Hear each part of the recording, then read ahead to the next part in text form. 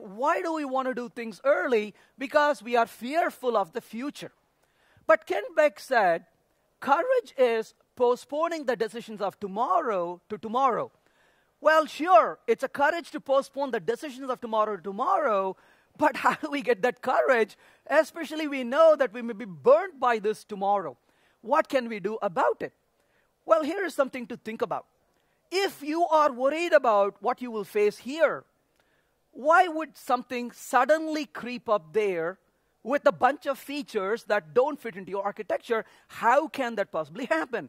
Well, of course, because we've been dealing with features, and these set of features don't fit in.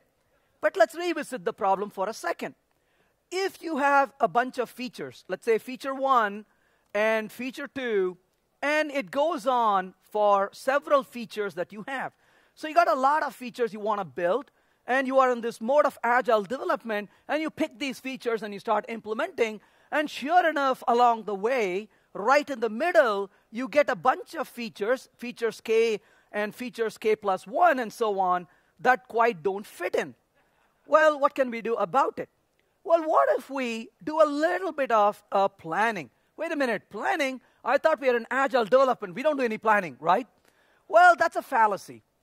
If you plan everything ahead, that's a disaster. We know that.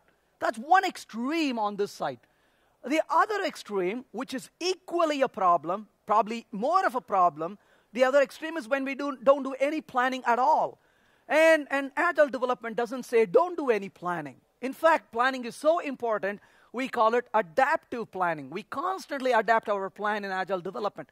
But one thing we need to think about is, how do we minimize this kind of a risk? Well, here's an idea.